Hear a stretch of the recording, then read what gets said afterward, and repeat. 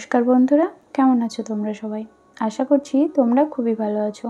আমিও ভালো আছি। আমি কোয়েলি তোমাদের জন্য নিয়ে চলে এসেছি আজকে একটা নতুন রেসিপি। চলো আজকে বাড়িতে চাউমিন তৈরি করব, সেটাই তোমাদের দেখাবো। চলো রেসিপিটা শুরু করা যাক। প্রথমে এখানে চাউমিনটাকে সেদ্ধ করতে বসিয়ে দেব। তার জন্য এখানে নিয়েছি পরিমাণ মতন জল, আর দেব হলুদ গুঁড়ো, লঙ্কা গুঁড়ো আর লবণ, আর দেব রিফাইন্ড অয়েল। এটা ফুটে আসলে চাউমিনটাকে দিয়ে দেব। দিয়ে চাউমিনটা ভালো করে সেদ্ধ করে নেব।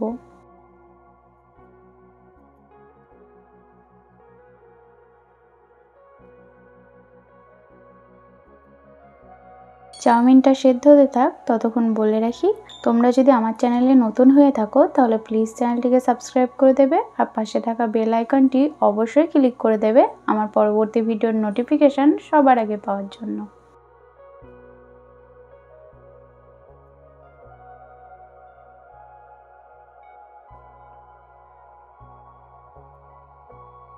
চাউমিনটা হয়ে এসছে, এবার এটাকে ঢেলে নেব। ওপর দিয়ে 2-3 বার খুব ভালোভাবে জল দিয়ে এটাকে ধুয়ে নেব। তারপরে অল্প একটু তেল ছড়িয়ে দেব, তাহলে চাউমিনটা একে অপরের সাথে লেগে যাবে না, এরকম ঝরঝরাই থাকবে।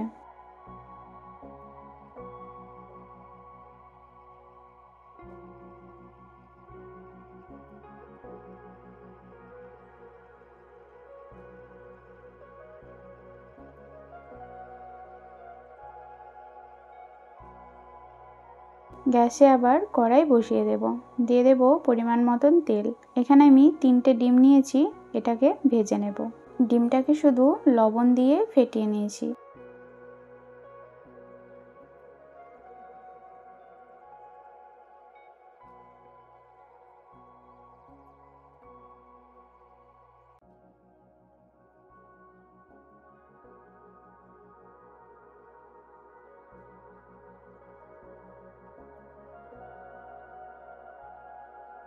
ডিমটা ভাজা হয়ে গেছে, এটাকে তুলে নেব।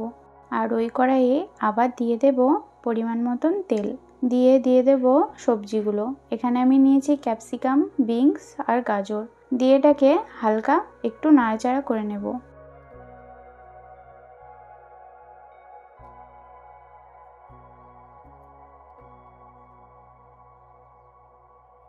এর উপর দিয়ে দেব কিছুটা পরিমাণে লবণ, তাহলে সবজিটা খুব ভালোভাবে সেদ্ধ হয়ে যাবে। এই সবজিটার উপর দিয়ে দেব রেড চিলি সস আর কিছুটা গ্রিন চিলি সস। দিয়ে আবার এটাকে খুব ভালোভাবে ভেজে নেব। এবার পেঁয়াজটা দিয়ে দেব। পেঁয়াজটা দিয়েও হালকা একটু নাড়াচাড়া করে নেব।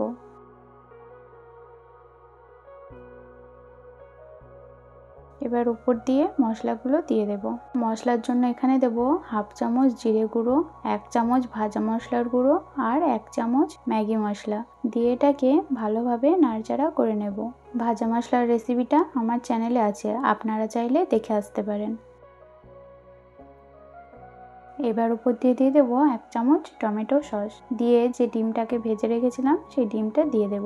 দিয়ে একটু হালকা নাড়াচাড়া করে নিয়ে উপর দিয়ে দেব কিছুটা শসা কুচি।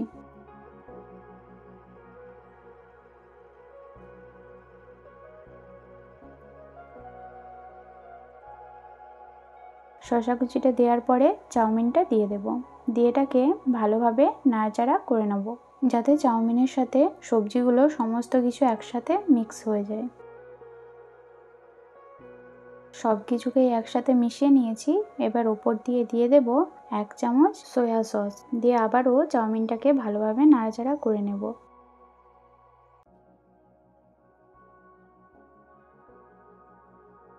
এটা রেডি হয়ে এসছে। এবার উপর দিয়ে কিছুটা বাদাম ছড়িয়ে দেব।